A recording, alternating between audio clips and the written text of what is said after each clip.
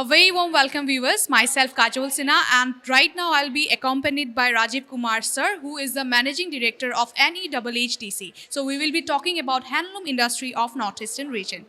Yeah, thank you for the opportunity.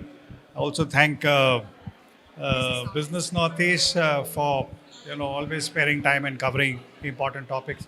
So, talking about handloom, handloom, as we know, that it is it is all connected to heritage. It is connected to the basic roots of Assam and Northeast in general, and I think something that you cannot take out from the region. So, this is a part of our heritage, part of the culture, and something that we all should protect for years to come. There are many challenges, but we need to make sure that this rich heritage is not lost. The younger generation is made aware of this, the speciality of handmade, the uniqueness of handmade, and we need to celebrate handloom, as part of our, as I said, our roots and our culture. So yes, handloom is very important, and I am very certain in times to come, with the right policies, with the right sort of governance, handloom can actually contribute to the rural economy in a big way. Yeah. Thank you. So what are the key challenges faced by weavers, especially in terms of competition from mechanized and fast fashion industries? Yeah. So this is one of the biggest challenges, as you just mentioned, that you see, Indian consumer is very price sensitive. So he hops onto any product which is cheaper, than actually looking at the quality, the way it is made, etc. So when you talk of handmade, handmade cannot be pitched against something which is machine made or coming out from the power loom. So that is a big issue today.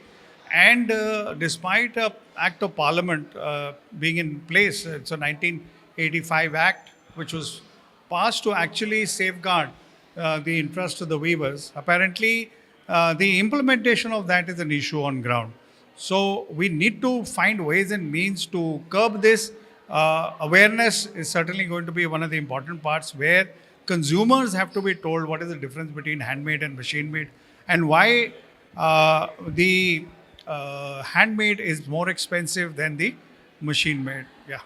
So can you tell us about CSR programs to promote handloom at local, national or international level? So you say CSR is the corporate social responsibility. Now, as per the norms, every corporate has to share up 2% of their profit, and divert it towards CSR activities. So yes, big companies, to name a few, Tata, Reliance, Aditya Birla, and some of the leading PSUs of the government of India are also doing this on their part, but a lot more needs to be done. Yeah. Thank you. So what are some of the training or skill development programs offered by the government to ensure the young artisans take up weaving? If there is, then what's the budget allocated for it? So there are a number of schemes which are sponsored by the government of India for the handloom sector, and that is also to ensure that the youth, which otherwise not very keen on following their parents into weaving, they are brought into the thing. So there is a lot of mobilization which is done. So name a few schemes as you asked. There is from Ministry of Textile, there is something called as Samarth, which is a very inclusive training scheme. Then you have this flagship scheme of the government of India is PMKVY, and it is 0.4, which is the version which is on as of now. So PMKVY 4. So that has numerous job roles related to handloom. And when you talk of budget, so budget is something which is pan-India. I think we should say that every department of the state government, the central government, they all get targets from Ministry of Skill Development and NSDC to provide this training to the candidates free of cost. Yeah. Thank you so much, sir.